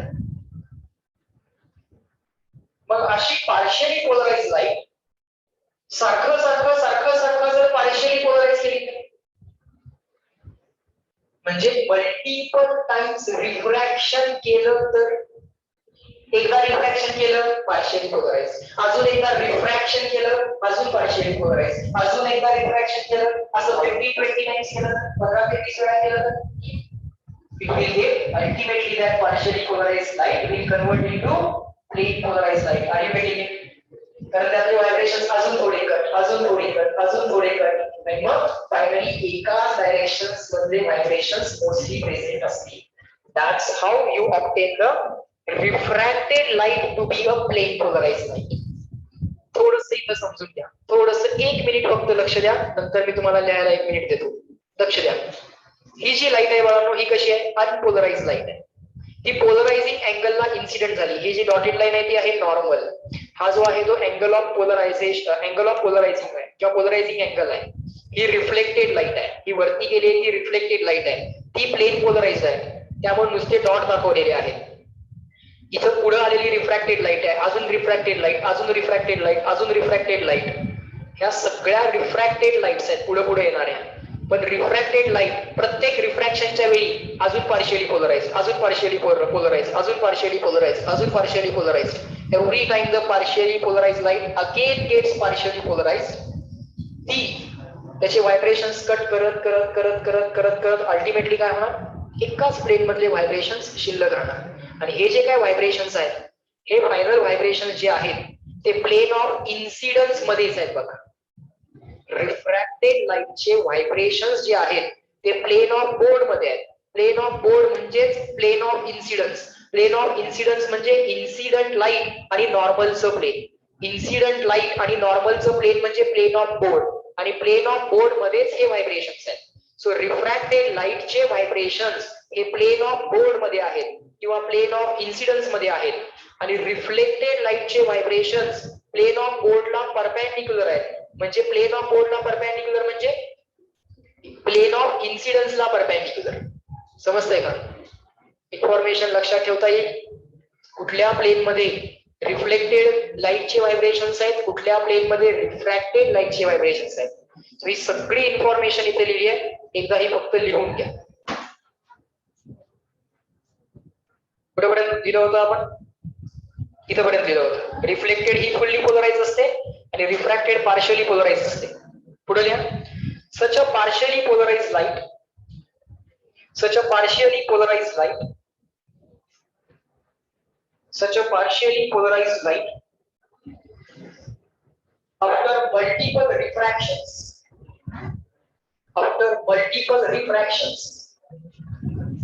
will get plane polarized. Such a partially polarized light after multiple refractions will get plane polarized. Will get plane polarized. Diagram draw करू नका. This diagram you will find in the module. No issues. Note, एक note पर लिखा. Note, reflected light has vibrations. Reflected light चे जे काय vibrations आहेत, vibrations of electric field जे आहे. Reflected light has vibrations. Reflected light has vibrations perpendicular to plane of incidence. Perpendicular to plane of incidence and refracted light. शेवटचं statement. Refracted light has vibrations in the plane of incidence. Plane of incidence म्हणजे incident light आणि normal चं plane.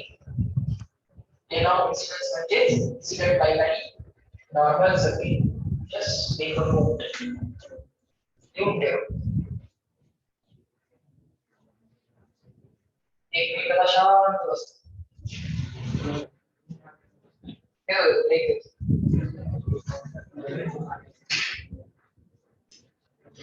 बर सॅटर्डेला taste आहे. सॅटर्डेला कॉलेजला आहे. So सकाळी taste घेऊ ऑफलाईन इथे येऊन द्यायची टेस्ट. ओके. बर दुसरं टेस्टचा सिलेबस तुम्हाला कळाला. डिफ्रॅक्शन पर्यंतचं मॉड्यूल जे काय आहे ते सगळं सॉल्व्ह करा. डिफ्रॅक्शन पर्यंतचे सगळे पॉइंट्स टेस्टला असतील. चॅप्टर इथं बघा कंप्लीट पण झालेला आहे. शेवटचा थेरॉटिकल पार्ट आहे. त्याच्यावर जे थेरॉटिकल क्वेश्चन्स परीक्षेमध्ये असतात.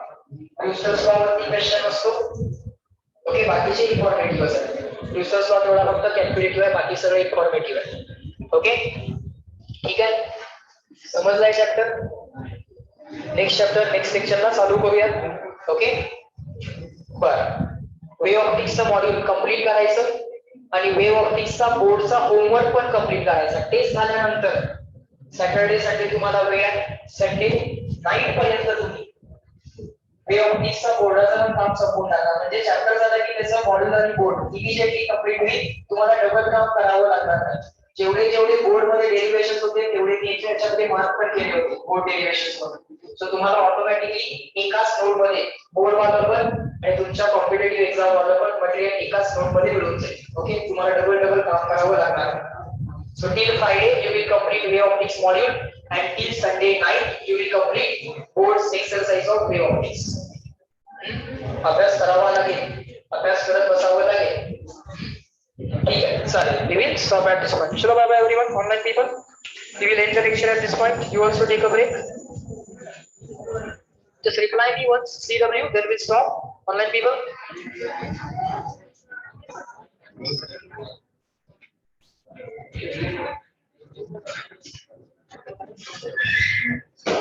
Fine. So you can leave the lecture now. Okay, chalo bye.